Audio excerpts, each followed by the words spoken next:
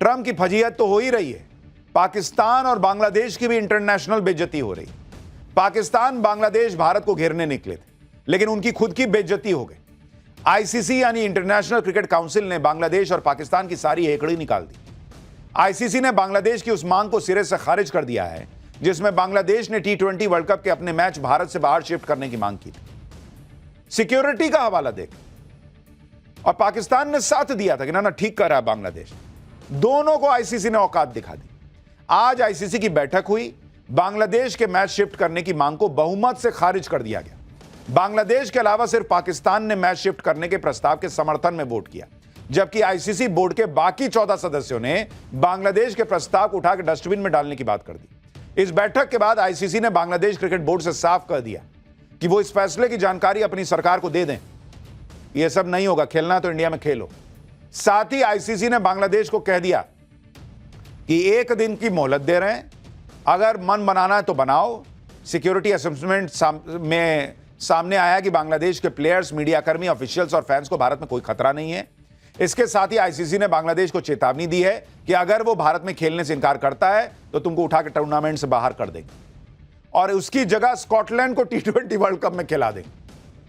अब सोचिए कितनी बेइज्जती है। पाकिस्तान गया था साथ में सट नहीं किया, मैं सटूंगा बांग्लादेश से तो बांग्लादेश की बात सुनी जाएगी। दोनों को बाहर मुर्गा बनाकर खड़ा कर दिया गया, जैसे क्लास के बाहर करते हैं वैसा वाला हाल असली में नहीं बनाए। बांग्लादेश को कहा खेलना खेलो, नहीं तो जाओ स्कॉटलैंड को खिला। सोचिए कंपैरिजन भी हो रहा है किससे, नहीं खेलोगे तो जाओ स्कॉटलैंड खेल लेगा। T20 वर्ल्ड कप 7 फरवरी से भारत और श्रीलंका में खेला जाना है। टूर्नामेंट में बांग्लादेश को ग्रुप सी में रखा गया है। उसके 3 ग्रुप मैच कोलकाता के ईडन गार्डन स्टेडियम में खेले जाने हैं, जबकि आखिरी ग्रुप स्टेज मैच मुंबई में होना है। इधर पाकिस्तान में ऐसे काम हो रहे हैं जिससे पाकिस्तान की अलग छीछा लेदर हो रही है।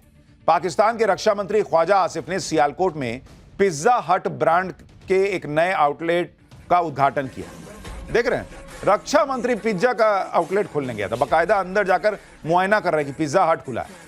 कुछ ही घंटे में पता चला कि पिज्जा हट का आउटलेट फर्जी था। भाई पूरा देश ही फर्जी है भाई। पिज्जा हट का फर्जी आउटलेट रक्षा मंत्री खोला है, क्योंकि उद्घाटन की तस्वीरें वायरल हो रही थी। पिज्जा हट ने पाकिस्तान से कह दिया कि अरे ये तो फर्जी है जी, तुम लोग क्या कर रहे हो।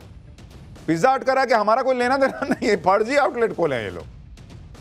क्या ही देश है भाई, कुछ नाम अलग रख लेते। पिज्जा हट रखे, पिज्जा हट वाले कह रहे हट, ये पिज्जा हट नहीं है। खैर ये सब तो इंटरनेशनल लेवल पे चल रहा है। अब घर में क्या चल रहा है, पाठशाला में अगली क्लास में आपको बताता हूं। इधर मोदी के हिंदुत्व पर नया अटैक, उधर ओवैसी ने मुस्लिम वोट के ठेकेदारों को खुला ललकार दिया है। भाई मोदी के हिंदू वोट को तोड़ने और ओवैसी को साथ जोड़ने के लिए इंडिया अब वो कर रहा जो किसी ने सोचा ना होगा। अब इसका चैप्टर उधर वर्ल्ड डिप्लोमेसी में ट्रंप को मोदी का तोड़ नहीं दिख रहा। इधर इंडी वालों को देश के अंदर मोदी से कैसे पार पाना है यह समझ नहीं आ रहा। बिहार और महाराष्ट्र ने जिस तरह दिखा दिया कि मोदी के नाम पर आसानी से बढ़ जाने वाला हिंदू आज की डेट में बंटने को तैयार नहीं है, और उधर ओवैसी ने मुस्लिम वोट के साथ अलग खेला कर दिया। पूरे इंडी गठबंधन के पैरों तले मानो जमीन निकली हुई है। राहुल गांधी की कांग्रेस से लेकर अखिलेश यादव की सपा तक सब परेशान है भाई। ओवैसी ने भी मुस्लिम वोट के नाम पर राजनीति करने वालों को ललकार दिया है कि मुस्लिम वोट की जो चौधराहट थी वो अब खत्म हो रही है। मुस्लिम अपना लीडर खुद चुन रहा है, यानी इंडी गठबंधन का मुस्लिम वोट भी खतरे में है। इसी वजह से अब इंडी गठबंधन हिंदू एकता का नैरेटिव तोड़ने की कोशिश कर रहा है। जात पात अगड़े पिछड़े में बटा हिंदू इंडी गठबंधन की राजनीति को शायद सूट करता है, इसलिए अब इंडी गठबंधन नए तरीके से हिंदू एकता और ओवैसी का तोड़ खोजने का काम कर रहे हैं। और आप देखिए कैसा कैसा काम कर रहे हैं।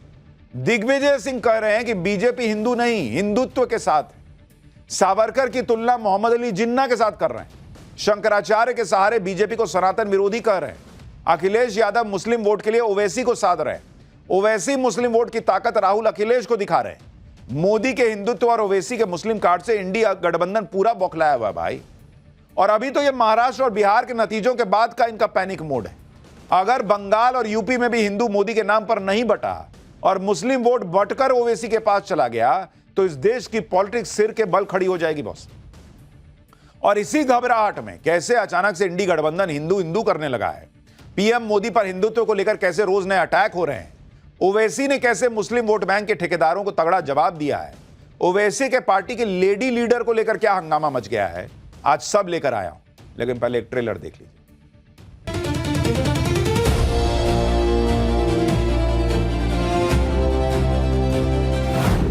आपको याद रखना है, एक है तो सेफ है।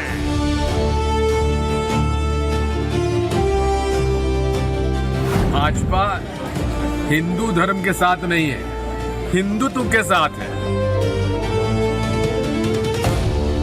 सावरकर जी ने और मोहम्मद अली जिन्ना जी ने देश का बंटवारा करा दिया एक बार। जो बरसों से चौधराहट करके जो मुस्लिम समाज का, दलित समाज का नुकसान कर रहे हैं,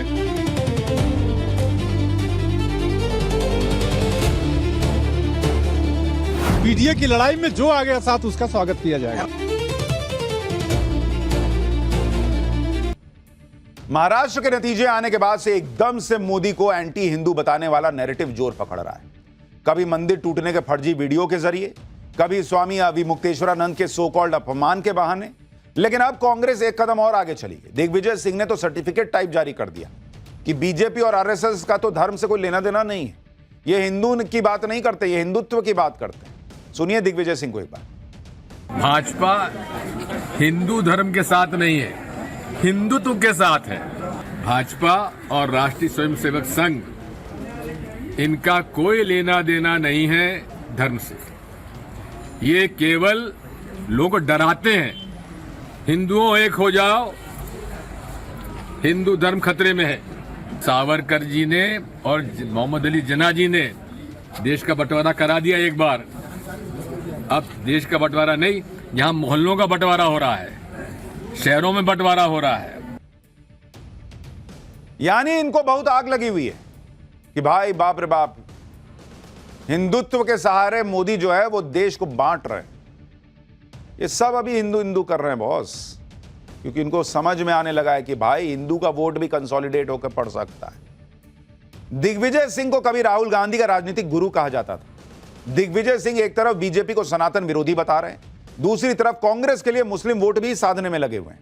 मुस्लिम वोट के लिए दिग्विजय सिंह कह रहे हैं कि धार के भोजशाला में जुमे की नमाज का समय तय किया जाए। भोजशाला पर हिंदू और मुस्लिम पक्ष दोनों ही दावा करते हैं। इस बार बसंत पंचमी शुक्रवार को पड़ रही है, जिस दिन मां सरस्वती की पूजा भोजशाला में होती है। हिंदू पक्ष ने सुप्रीम कोर्ट में याचिका लगाई है कि बसंत पंचमी को पूरे दिन सरस्वती पूजा की अनुमति दी जाए। लेकिन दिग्विजय सिंह कह रहे हैं कि भोजशाला में बसंत पंचमी की पूजा सूर्योदय से दोपहर 1 बजे तक और उसके बाद 3:30 बजे से सूर्यास्त तक की जाए। दोपहर 1 बजे से 3 बजे तक का समय शुक्रवार की नमाज अदा करने के लिए दे दी जाए। दरअसल इंडी गठबंधन को लगता था कि अगर हिंदू वोट नहीं मिलता तो कोई बात नहीं, मुस्लिम वोट बैंक तो है ही। लेकिन इंडी गठबंधन के लिए नई मुसीबत ओवैसी बन गए, जो अब मुस्लिम वोट बैंक में डायरेक्ट सेंध लगा रहे हैं। और इसीलिए इनको हिंदू की भी बात करनी पड़ रही है, मुसलमान को भी लेकर चलना पड़ रहा है। नहीं तो पहले तो एक तरफा काम चलता था। अब देखिए कैसे ओवैसी ने इंडी गठबंधन की हालत पतली कर दी। बिहार चुनाव में ओवैसी के 5 विधायक जीते। लालू राहुल ने ओवैसी को भाव नहीं दिया था। ओवैसी ने कई बार गठबंधन के लिए कहा, लेकिन ये नहीं माने। एआईएमआईएम ने कांग्रेस आरजेडी को का वोट काट दिया। फिर महाराष्ट्र में ओवैसी ने कमाल दिखाया, महानगर पालिका चुनाव में 125 वार्ड जीत लिए, बीएमसी में सपा से ज्यादा सीटें जीत ली। अब ओवैसी की नजर बंगाल चुनाव पर है। जो इंडी गठबंधन खुद को मुसलमानों का चौधरी मान रहा था, उसकी चौधराहट को ओवैसी चैलेंज दे रहे हैं। सुनिए खुला चैलेंज दे रहे हैं ओवैसी कैसे। इनको लग रहा है कि पॉलिटिकल इक्विलिब्रियम पूरा डिस्टर्ब हो गया एमआईएम और ओवैसी से। हम पॉलिटिकल इक्विलिब्रियम को डिस्टर्ब करेंगे। आप जो बरसों से चौधराहट करके जो मुस्लिम समाज का, दलित समाज का नुकसान कर रहे हैं, हम उसको रेक्टिफाई करेंगे। और अगर ये जो इल्ज़ाम लगाने वालों को तकलीफ इस बात की है कि वो घर बैठकर राजनीति करते थे और सौदेबाजी करते थे, ये एजेंट हैं, ब्रोकरी का काम करते थे, हम इनकी दुकानों को बंद करने की कोशिश कर रहे हैं। भाई ओवैसी के बढ़ते ग्राफ से सबसे ज्यादा अखिलेश यादव परेशान होंगे। समाजवादी पार्टी का पुराना फॉर्मूला रहा है MY, मुस्लिम और यादव। यही लालू यादव का बिहार में था, नहीं चल पाया। अब अखिलेश यादव को लग रहा है यही यूपी में हो गया तो फिर क्या ही करेंगे। 2022 के यूपी विधानसभा चुनाव में समाजवादी पार्टी को मुसलमानों ने भर भर के वोट दिया था। 2022 में मायावती ने 87 मुस्लिम कैंडिडेट उतारे थे, कांग्रेस ने 75, अखिलेश यादव ने 64 मुस्लिम उम्मीदवार मैदान में उतारे थे। कांग्रेस और मायावती का एक भी मुस्लिम कैंडिडेट नहीं जीता, लेकिन अखिलेश यादव के 31 मुस्लिम कैंडिडेट चुनाव जीत गए थे। यानी 2022 में अखिलेश यादव को मुसलमानों का भरपूर समर्थन मिला था। लेकिन अब हालात बदल रहे हैं। ओवैसी ने अखिलेश के गढ़ आजमगढ़ में एआईएमआईएम का नया कार्यालय खोल दिया है। यानी ओवैसी अब अखिलेश को उनके गढ़ में चुनौती दे रहे हैं बॉस। ओवैसी की पार्टी का कहना है कि 2027 के विधानसभा चुनाव में यूपी में वो 30 से ज्यादा सीटें जीतेंगे। सुनिए ओवैसी को। समाजवादी पार्टी बौखलाई हुई है। अखिलेश यादव जी हमारे नेता के खिलाफ दुष्प्रचार करने के लिए 41 सांसदों को ट्रेनिंग दी गई आज, लेकिन जनता में बैरिस्टर ओवैसी साहब के प्रति जो सम्मान है, जो अपार प्रेम है, वो इस बात का संकेत है कि उत्तर प्रदेश में हम लोग कम से कम 30 विधायक जीतने जा रहे हैं। हालत यह है कि खुद समाजवादी पार्टी ओवैसी को अपने लिए खतरा मान रही है। अब तो ओवैसी के साथ समाजवादी पार्टी के गठबंधन की चर्चा होने लगी। हाल ही में अखिलेश ने अपनी पार्टी के सांसदों के साथ बैठक की थी। कहा जा रहा है कि इस बैठक में ओवैसी पर चर्चा हुई है। समाजवादी पार्टी के नेता कह रहे हैं कि जो भी बीजेपी को हराने में साथ आएगा उसका स्वागत है। सुनिए एक बार। ये बता दीजिए, क्या एमआईएम का नाम आया बैठक में? इतना बता दीजिए बस। आप बहुत लोकतांत्रिक हैं।